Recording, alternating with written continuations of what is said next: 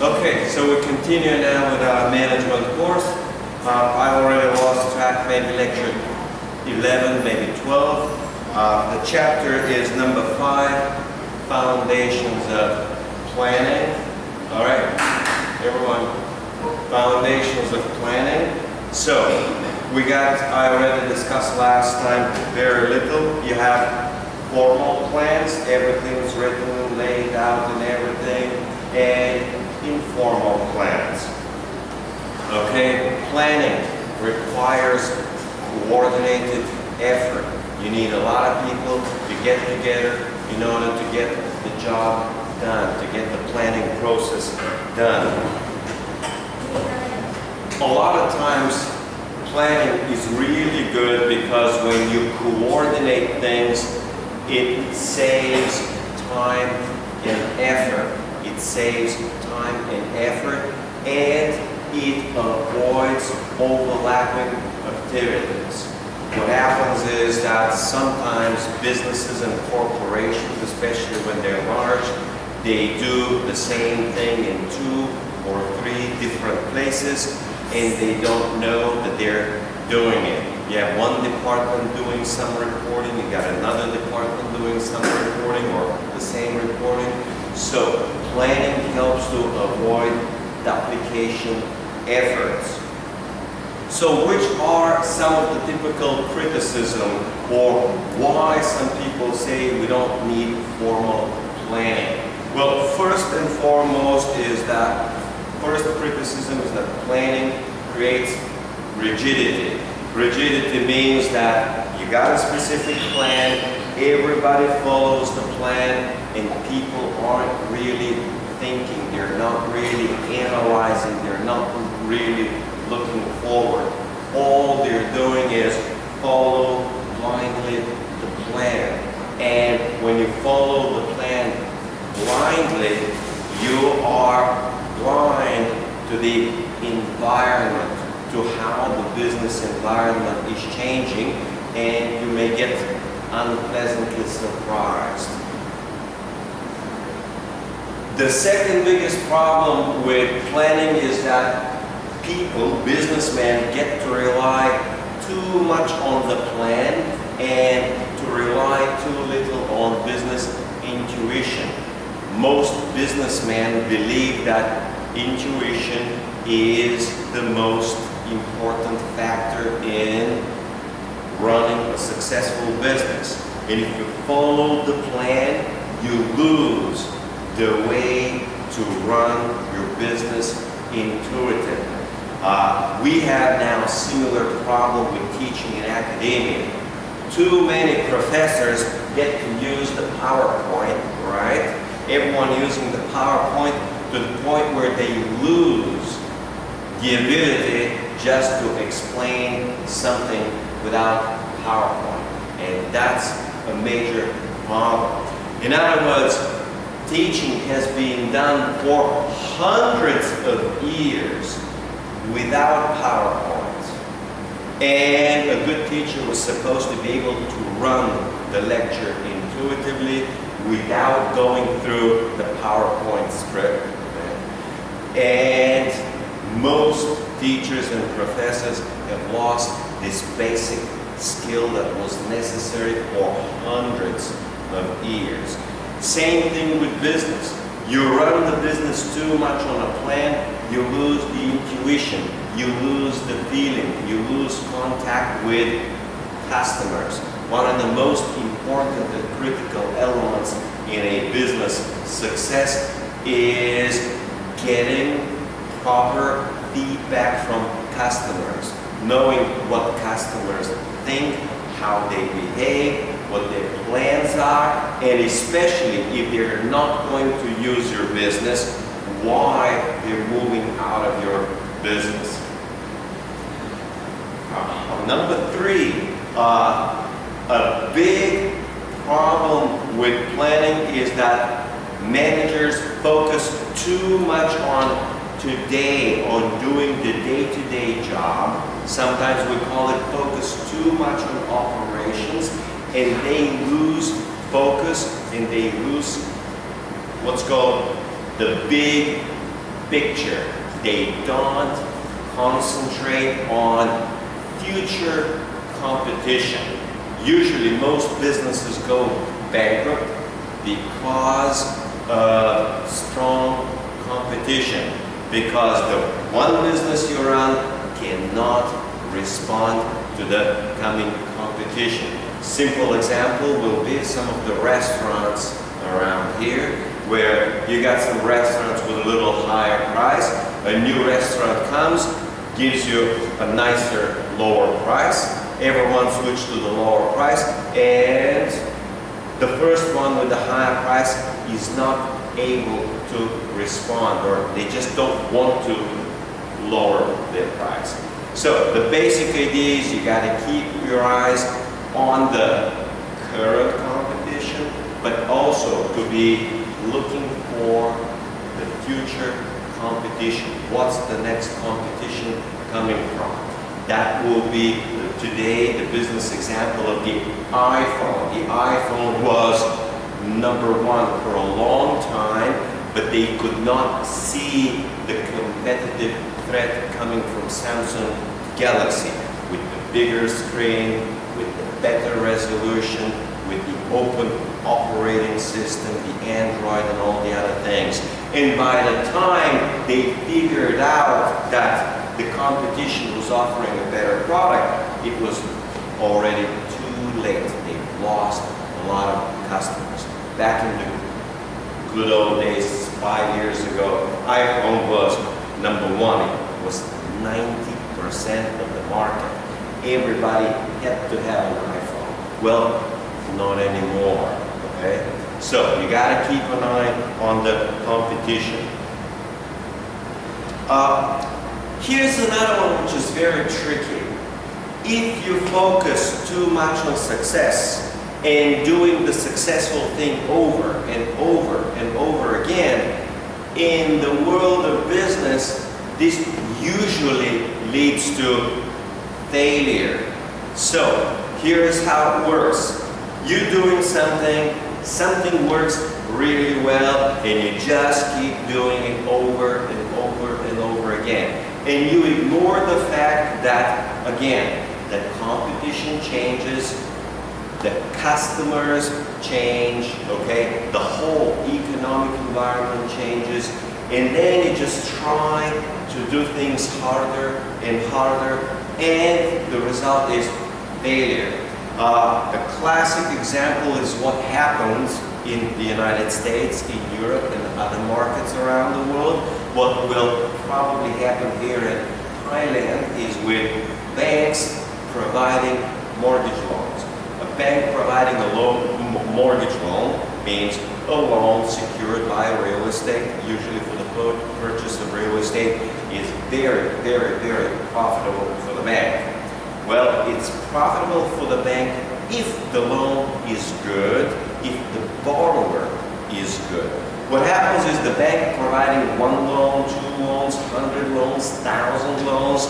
Later in an economy, you get 1 million loans, 10 million loans, and suddenly everyone's got loans up to here. And most borrowers cannot repay those loans.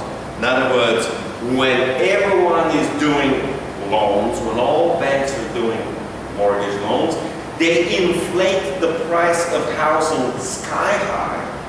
And by inflating the prices sky high and getting everyone too much in debt, they make sure that they will fail, that their customers will not be able to pay. Different way of saying it is, yeah, if you got 50 people, 5 or 10 can handle a mortgage. And if they can handle the mortgage, they can pay it back. But out of 50 people, 45 cannot handle a mortgage. The equivalent in a class like this is to have 50 students and have 45 students get A. Well, that's impossible, okay? That's not likely to happen. So, success, if you try to repeat the successful formula over and over and over again, suddenly you run the risk of failing because of this. Sometimes because the environment changes, sometimes because you run out of customers, sometimes because there is a global recession or some other general problem. And businessmen have to be very careful not to try using the same old formula of success, because usually over time the formula stops working, and that's a big problem in general. Okay, so what's the next step? The next step is usually in terms of planning what's called strategic planning. And strategic planning is considered today to be the most important type of planning. Strategic planning is about strategy, about the big picture, about seeing where you are in the long term, seeing what you want to be far away, maybe 5, maybe 10, maybe 15 years. For you as 20-year-old students, now whether you're 19 or 21 doesn't matter. What matters is, where do you see yourself? What is your strategy in life? The strategy in life means two things. Where you want to see yourself, I don't know, let's say 10 years from now, and how do you plan to accomplish it? How do you plan to get there? So a simple strategy will be, hey, in local currency terms, I want to be in 10 years a millionaire. Yeah, a million doesn't buy much these days, but it can buy a tiny little something, like a condo out of, the island, or you can buy maybe a car, I don't know, something like that. So how can you get there? Well, one of the strategies is you get good education. Okay? With a good education at the age of 23, you can get a fairly good job. You're working well, and by the age of 30, you're able to save a good amount of money and invest it. Okay? So that's one way to do it. A completely different strategy is you look nice, you look beautiful, you exercise, you're in good shape, you marry a rich guy, right? That's a completely different strategy. It's the same vision, having a good amount of money 5 or 10 years from now, okay? And securing what we call a good life, okay? And a good future 5 or 10 years from now. I'm not saying you should choose that strategy. I'm saying is you have many different ways to accomplish a particular goal, meaning having a good life, having well-secured income, having a good amount of money, and all the other nice things in life. So that's what strategy is. For this university, the basic strategy has been to remain the leading university in South Thailand. So southern part of Thailand is university number 1, okay? Maybe it also has a separate strategy to grow modestly, maybe 2 or 3% a year. Now, why not grow 10%? Well, the answer is 10% is extremely hard to grow. If the business grows 10%, it's too fast. It means the university will double in 7 years. And doubling in 7 years, you need twice more classrooms. You need twice more professors. Maybe you need more campuses. So it's extremely difficult, especially for a university, to grow 10% a year and double in 7 years, okay? Unless the university is very, very, very small and already has plenty of land, plenty of buildings, plenty of free professors and teachers. So, Again, strategy is the plan or the vision which a business has of where it wants to be and the plan of how to get there. You personally need a strategy in life. Strategy, if you don't have a strategy in life, you will be going here and there. You're going to be wasting your time on doing this and then doing that, and of course playing games. And I see it as a big problem in many places I've been teaching around in Asia of the so-called social activities, where you waste most of the evening having fun and doing social stuff and socializing and playing the games and whatever the things you're doing in the evening, except for the one thing you should be doing, which is studying and improving your future. Because unfortunately, social activities, well, for you, you perceive them as fun. They're good time. Yeah, they're fun. Yes, they're good time, but they don't do much for your future. You don't grow intellectually, okay? You, at your age, should be growing in two fundamental ways. One is intellectually, and the other one is physically, okay? Now, a major problem, of course that's been for many decades in the United States, it's been for many, many decades or years in Europe, it's coming in Eastern Europe, and it's now in here in Thailand. The young generation is growing a little fat and not very healthy.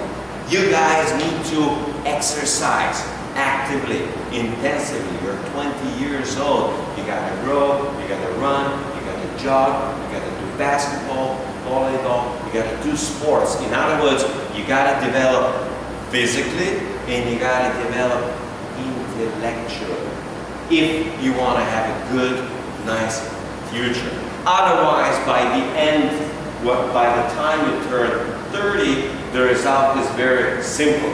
At the age of 30, you're going to have no job, no money, no future, broken health, okay, and probably a lot of debt and big problems in life. In other words, what you do now will determine by the age of 30 whether your life is mostly ruined or whether your life is mostly well done, well arranged.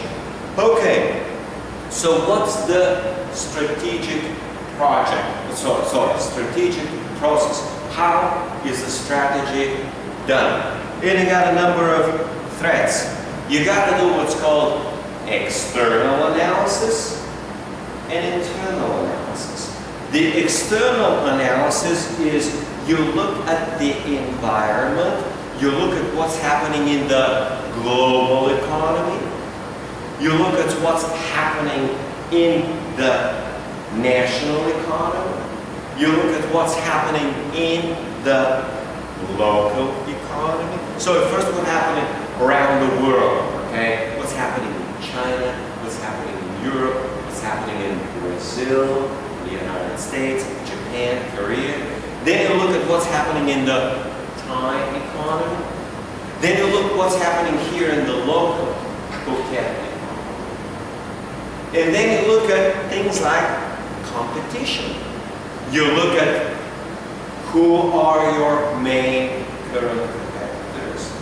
You look at things like how easy it is for competitors to enter your business. Okay? So you basically start to look around at the different, what the environment looks like. And you got also two main ideas. The two main ideas, number one, I've been discussing partly, so-called threats. When you look around, where is the threat coming for your business. Right now, the biggest threat is a global recession where the Chinese economy is slowing down, the Korean economy is slowing down, Japan's already in big trouble. I mean, don't count Japan anymore. Europe is already going down big time. America is going down big time. And this basically means that the biggest threat is slower traffic of tourists from around the world. Okay. There are also plenty of Australians from what I understand. And Australia's got a big real estate bubble, which is currently in the process of bursting. This means that there may be much fewer Australians visiting Thailand, and that means a lot of bad things for tourism and other stuff. So that's one way to look at it. The other way to look at it is the external environment gives you opportunities.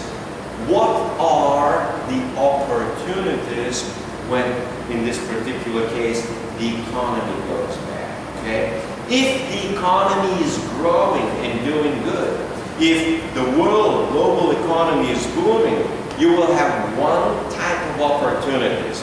Opportunity is a chance to grow your business, or an opportunity is a way to establish a new business or a new line or a new. So, if you have a booming global economy, you will have one set of opportunities. However, if you got a major recession and a major depression coming, you're going to have a completely different set of opportunities. So you need to analyze to see where the economy is going, and from there you're going to determine what are the threats and what are the opportunities. So that's the external analysis. Then you do internal analysis. Internal analysis, look at your own business. You look at your own business and you determine what are your business strengths. So what is your strength? Where are you good at? Okay? For one business, it may be location. They have a very, very good location. For another business, they may have a very good brand name. Everybody knows their brand name. The brand name is now iPhone or iPad is a brand name. Okay? Another strength may be for your product a good design. Another strength may be a good functionality. What Honda worked as, well, especially Toyota, worked in the car business as a strength was reliability. They want the Toyota car, but also Honda. Honda motorcycles are supposedly very reliable. They are supposedly, they claim to be the most reliable motorcycle on the market, okay? So you need to understand what your strength is. Usually the strength is almost always based on the people who work inside the company, on their expertise, on their competence. Usually one of the biggest strengths in a university would be the faculty, would be the teachers who teach in a university.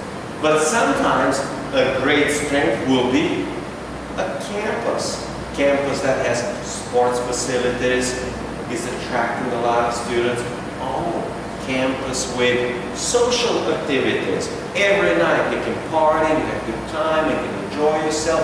That is also attracting a lot of students, okay? So you have to figure out what the strengths are for that particular business, and also what is the weakness, okay? So internal analysis, you need to identify what's good about your business and what's bad, or what's the weakness about business.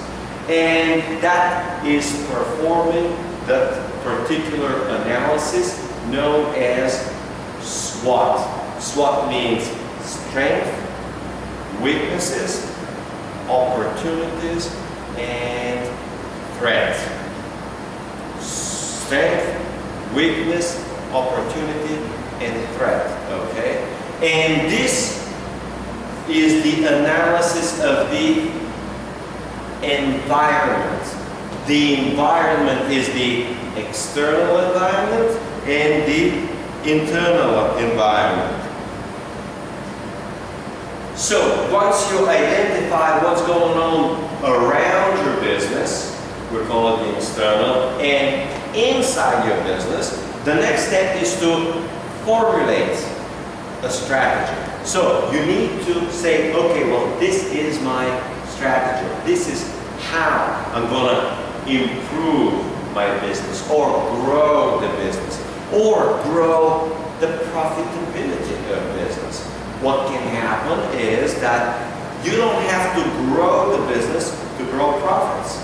You can have the business with the same size and you can increase your profits by raising a little bit the price, meaning increasing revenue, and by cutting costs a little bit, okay? But this university may be, well, simple policy of shutting down lights after students leave. That saves on electricity. It's cheap, but it doesn't cost much, okay? I mean, it's not a big deal. Same thing, shut down the air conditioning after class, okay? It may be a lot cheaper to pay someone walking every single classroom, and if the classroom is empty, for them to turn off the air conditioning, okay? That would save quite a bit of money, possibly. So, you have two strategies: cost saving, where you try to save as much cost as possible without hurting the business. For example, no one in the classroom, turn off the light, turn off the AC, it doesn't hurt the business, okay? It's not the same as turn off the lights at 11 o'clock on campus where students are still out, okay? The lights outside is supposed to provide comfort and security. If everything is well lit in campus, there's less crime, okay? You don't want the campus to be dark at 10 or 11 o'clock at night. You want it to be very well lit and safe, okay? So, you're trying to cut costs in a good, meaningful way. Another thing which I notice here, fundamentally different from Western universities, is there's too much, not just here, I mean, it's in other Asian universities, too much administration, too many supporting staff. The ratio of professors to administration and supporting staff is way too much, meaning the ratio of professors is too low and all the other supporting people is too high. So that's another way to possibly cut costs down the road, okay? Where I was teaching at the American University in Bulgaria, you got very, very, very few administrators. There's very few other people outside teachers, okay? Usually the ratio of teachers to supporting staff is 3 to 1, or maybe 2 to 1. So for 100 professors, you got 50 supporting staff. I've seen around universities around in Asia where for 50 professors, you got 100 administrators instead of 20 administrators. So administration and bureaucracy is 5 times more, okay? Well, that's will be a financial problem sooner or later, okay? We know that will cause some sorts of problems financially sooner or later. Simplest one is they're going to be the next university that opens with a lot less bureaucracy and administration. That's going to be a lot cheaper. And if the tuition is half, many students will go to the cheaper university.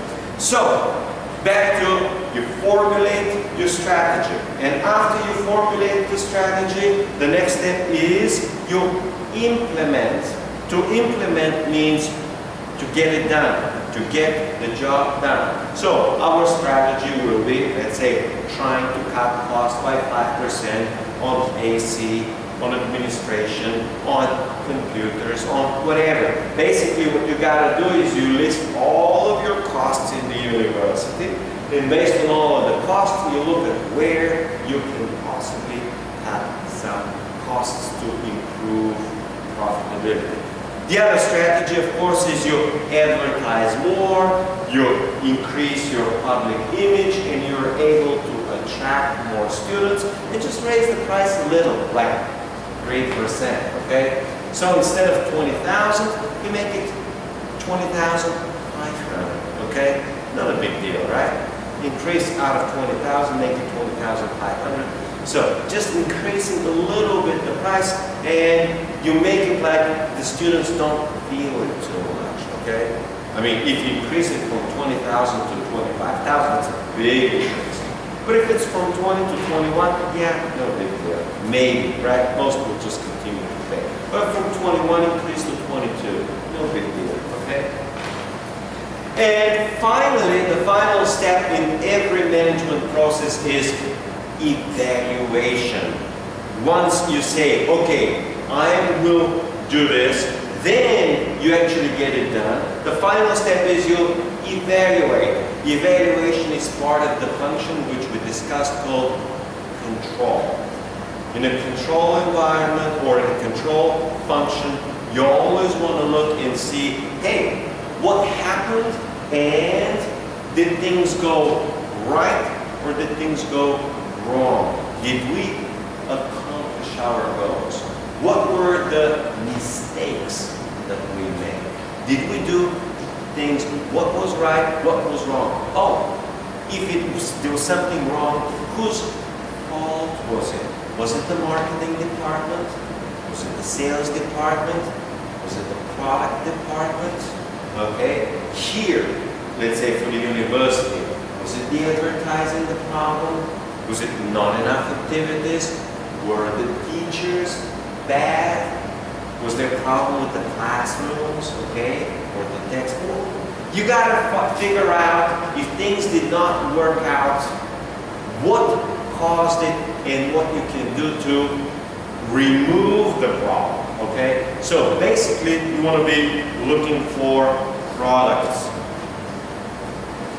Okay, now, back to the plan, because we're at the plan. In a plan, you need three fundamental things. One is called a mission. The other one is called goals and strategy.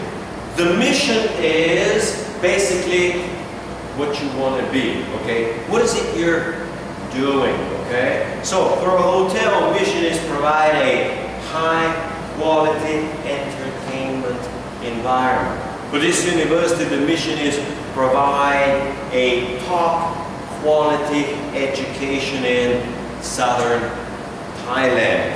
Okay, so mission is like a statement of purpose.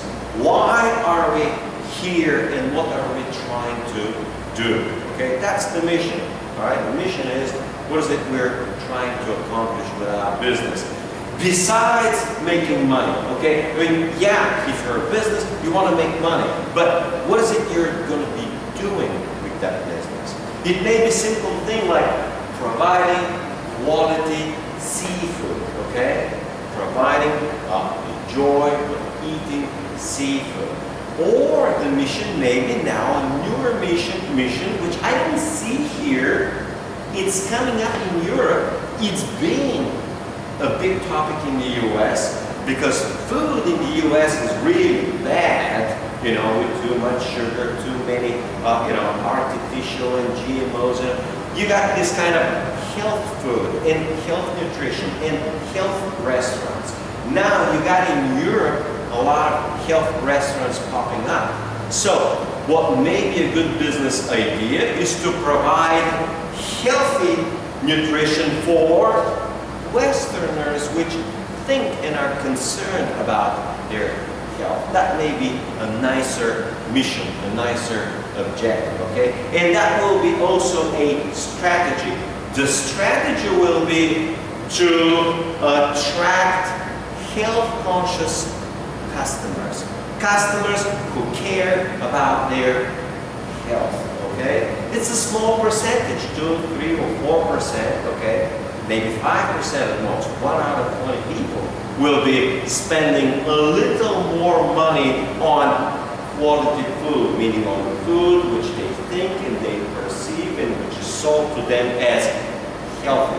But that will be a good strategy. And businesses are growing around this new trend in the United States, in the UK, in Europe, and it may be possibly a good business strategy in here. Of course, you have to understand, everybody cannot succeed with it, okay? You need to have the knowledge, okay? And you need good proper marketing, and you need good customer traffic, okay? If you have the locals, you guys here concerned about health? Now, is it possible to open a restaurant, advertise it as very healthy and all the good stuff, and charge 10% more or 20% more? So that instead of the price being 50, the price is 60. Is that possible? Do you have them here? Healthy restaurants? No? Well, here's a business strategy, okay? I'm just giving you one example of what I'm seeing 2 months ago when I was home in Bulgaria and what I'm seeing in here. Well, here I don't see that, okay? I see hundreds of massage, everywhere massage, but it's not a great strategy, right? Well, everyone's doing it. It doesn't require any skill to do it, okay? It doesn't require anything special. It just requires a little room and 5 or 10 people, not a big deal, okay? Now, what I do see is that most of these in the massage are actually not trained, okay? Do they get any training? The answer is some do, most don't get any training, okay? It means they don't even know what they're doing. So a strategy for a business may be every massage therapist is licensed, which means they have gone through a 3-month specialized training, okay? That's a good strategy. And you say, quality guarantee, everyone has 3 months of training. They know actually what they're doing and how they're doing it, okay? They know what's going on. Not just, oh, you want to get a job? Okay, get a job, get started. Well, that's not exactly, I mean, we could do the same for someone cooking. We can do the same for doctors. Yeah, why not do the same for professors, right? So the idea is that the business strategy may be simply to actually train the people to be really good at what they're doing. For example, if you're going to be doing Japanese food, you better have somebody who has studied for 6 months or a year Japanese cooking, okay? Japanese cuisine and kitchen. You're not going to just hire somebody and do the cooking, okay? So sometimes the strategy may be a lot of training. So back to, you got mission, this is where you want to be. You got goals, they're a lot more specific, grow at 3% or grow revenue at 2%, or maybe cut costs by 5%, or increase sales, or increase the number of students by 1%, whatever the goal is. And then you have strategies, which is how are we going to do it? Is it going to be through Facebook? Is it going to be public advertising? You know, social media, whatever the approach is. So external analysis I already discussed. Opportunities, internal analysis I already discussed. And the last step of the evaluation is called strategic adjustment. So first you got a strategy, which is how you get there. When you see what is wrong, you have to do strategic adjustment. Example of strategic, it's so simple, but an example of a strategic adjustment is that, let's say here, too many professors come and soon they leave. And that happens in a lot of universities, not just here. It's one of the most common problems. It's called retention or turnover.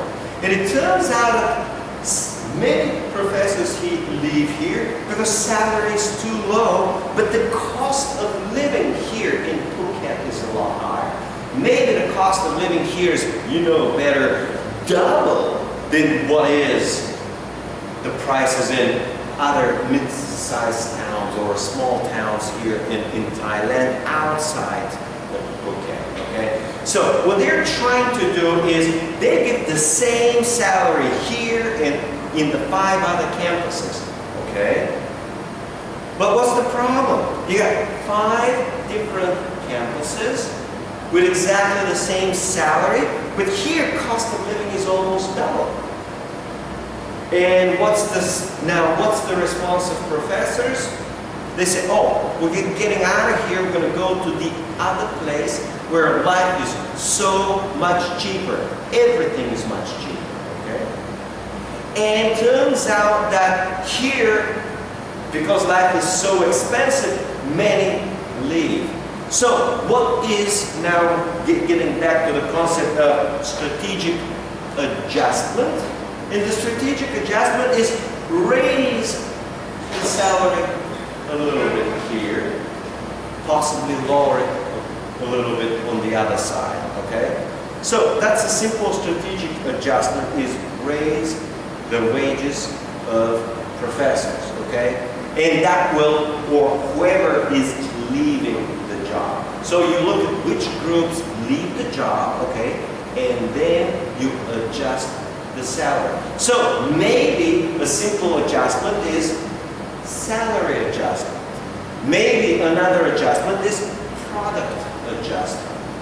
Maybe you need marketing adjustment. Maybe it's just a simple advertising adjustment. Maybe you got a problem with the public image where the company is not perceived as good. Let's say universities say, oh yeah, university, they're not studying very hard, okay? It doesn't give good jobs after that, you know. Whatever the public images are, basically whatever the problem is. So the last part in the evaluation is you identify what the problem is and make changes, the adjustments to fix the problem. Okay. Now, let me give you the exact definition. I was talking about strategy. What is business strategy or corporate strategy? And it's simply organizational strategy. So it's a strategy of the organization that specifies what a business company is and what it wants to be. So what you're now and what you would like to be, okay? And what it wants to do with those businesses. So, which businesses you're in, and what is it you want to do with those businesses. And maybe later on, which businesses you want to expand into. Alright? So it's basically what businesses you run. For example, Apple was first with computers, okay? After they ran the computer, the Macintosh business, they expanded into the iPhone business, okay? Meaning the mobile, the new niche, it's called smartphone, okay? After the smartphone, they decided they're going to be leader in the pad. We call it the tablet, which you all use, into the tablet business. So, part of the strategy, corporate strategy, is which are our current businesses, how we want to develop in those current businesses, and what are the other businesses that we want to do. For these universities, what are the faculties we have and what other faculty we would like to have, what other departments, what other majors we want to do. And that's just strategy. And now let's do this. The 3 main types of corporate strategies. And I've been talking about them, but you got 3 main types. And the 3 main types, that's page 133 at the bottom, is growth, stability and renewal. Growth is fairly straightforward. You grow the business in terms of products and services sold, and therefore in terms of revenue. So you grow your customer base and you grow your revenue. And based on growing revenue, you grow your profits. Because ultimately everything's about profit. Okay? The other strategy is stability. Stability, you don't really need to grow. Or let's say this campus is already at capacity, okay? You can't really grow the business. You can't really grow the number of students. It's going to get too crowded. It's going to get too hard to park the motorcycle. People don't have a place to stay, okay? There is no capacity for food to eat. I mean, feeding 3,000 students is a big business, okay? Getting 2,000 or 3,000 motorcycles on campus, it's a little, tricky, okay? Getting classrooms is, more classrooms. Getting more sports facilities. So, stability simply means we can't grow and we don't want to grow. We just want to run the business well, just as it is, okay? And maybe raise a little bit the revenue, okay? Maybe also cut the cost a little bit. So while the business of number of students might not be growing, they can increase revenues by, we can charge them a little bit extra for internet, or we can charge them a little bit more for textbooks, okay? Or we open extra cafeterias and coffee shops and other food places, so they don't go outside campus to eat, but eat inside campus, okay? A simple thing will be to open a campus supermarket, right? Do they have campus supermarket inside? No. So it will be a great business. I'm not saying they're going to do it. I'm just, thinking. This is what we were talking yesterday. Creative business idea, right? So a simple business idea is to open a supermarket right next to your dorm. So we don't have to walk all the way to 7-Eleven, right? Well, that's just a simple idea, okay? So they're still going to sell you the same stuff, but it's a lot more convenient, okay? It's instead of 7-minute walking, it's 30 seconds walking, okay?